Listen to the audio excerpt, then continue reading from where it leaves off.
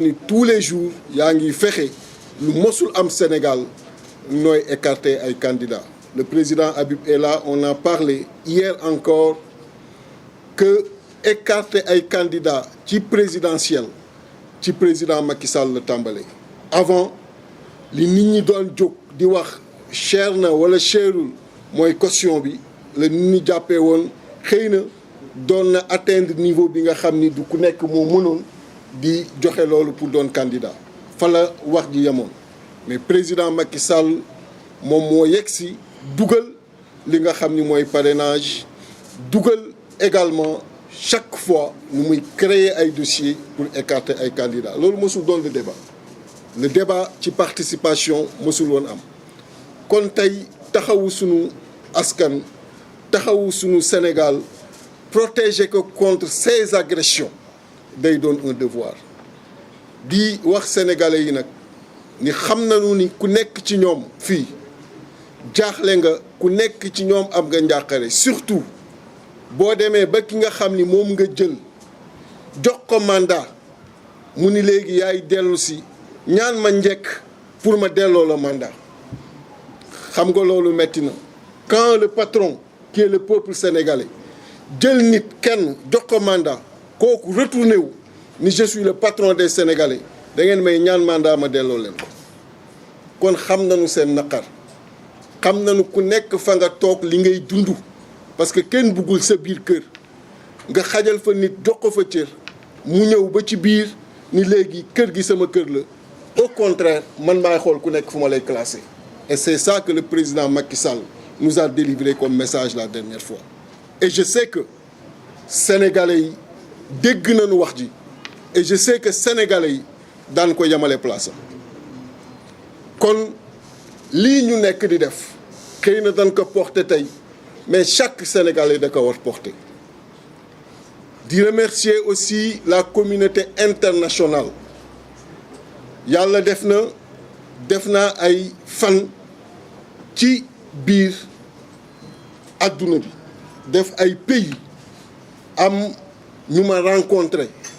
ñi nga xam ni ay xaritu Sénégal lañu ñenn ñi ni sax ay sénégalais lañu am ay préoccupations yu wér ci Sénégal ni muy doxee tey ñu waxtaan de façon très responsable ku ci war jël sa responsabilité def communiqué wax nga. Et donc ñu leen ci remercier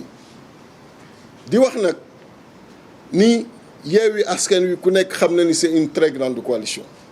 et que mosul passer à côté de ses responsabilités. D'ailleurs on a parlé du dialogue, on a été invité au dialogue, la coalition a rejeté. Mais yéen ñëpp am ngeen terme de référence yi y a 47 points. 19e point bi ba ci 47e point bi 28 points lire leen terme de référence yi lan lay wax nañ ko waxtaanee culture sport jeunesse emploi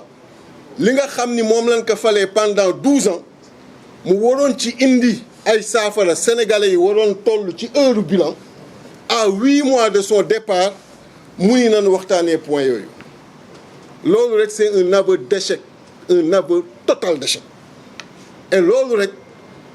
waroon na tax tey sénégalais bu nekk xam ni kon kii en réalité lim ni woowu tappale la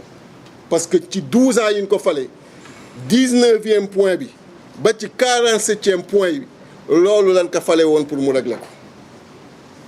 kon ñun nekkuñu ci yenn taxawaay yi li ma bëgg ngeen xam ko wax naa ko léegi. mooy la coalition Yewwi Askan Wi est une très grande coalition.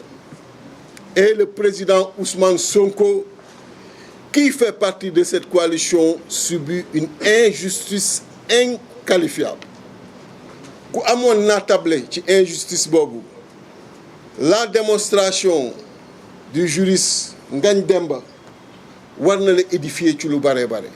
Et nous le félicitons au passage parce que tey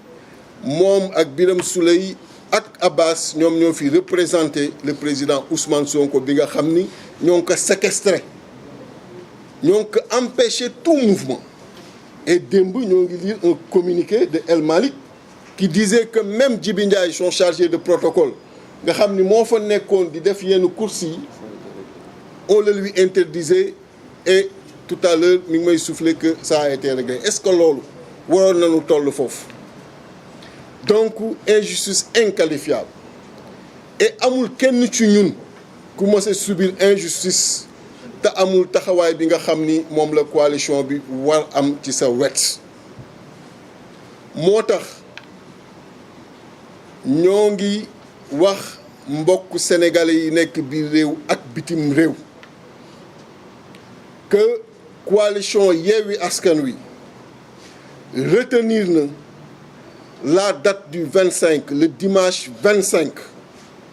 coalition Yewwi Askan Wi di ci woo askan wi pour yeewi ji le président Ousmane Sonko ci blocus bi nga xam ni moom lañ ko teg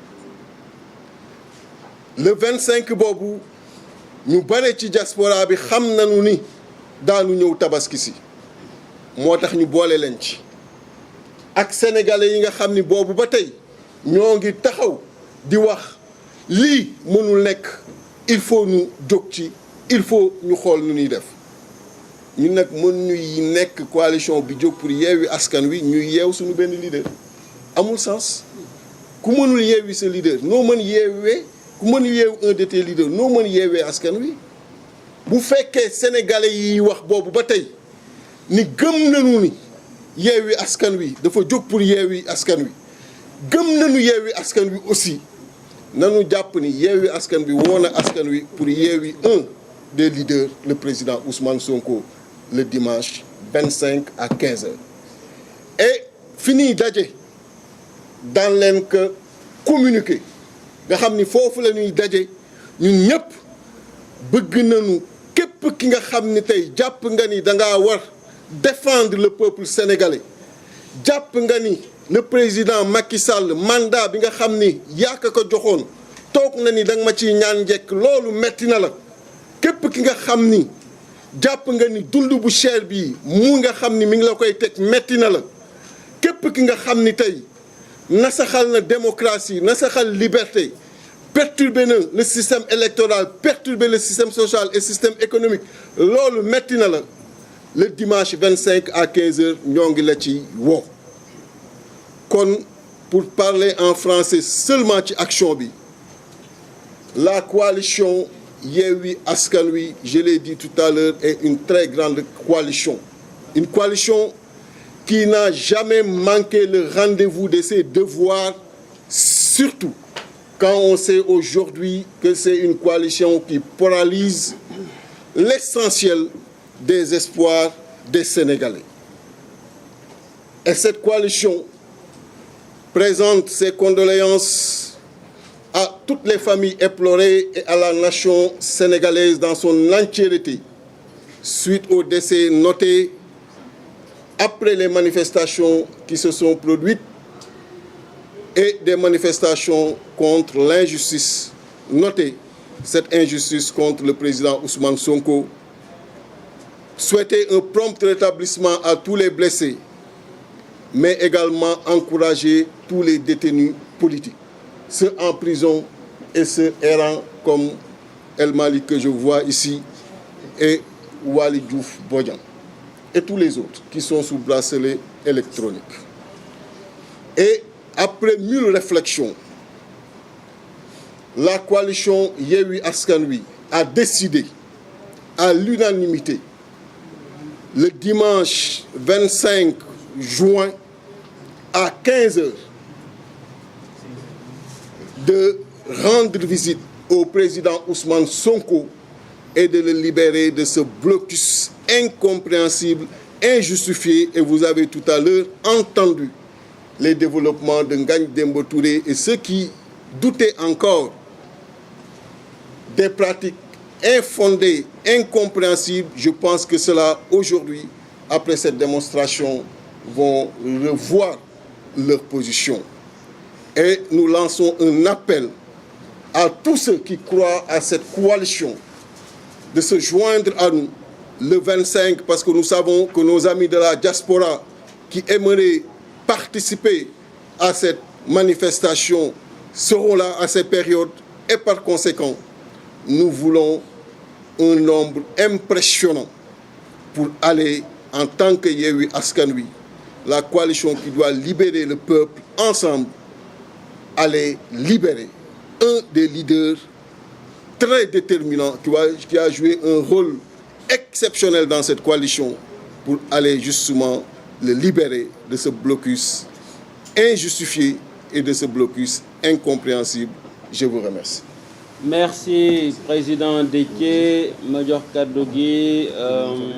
Madame Maïmouna Bousso.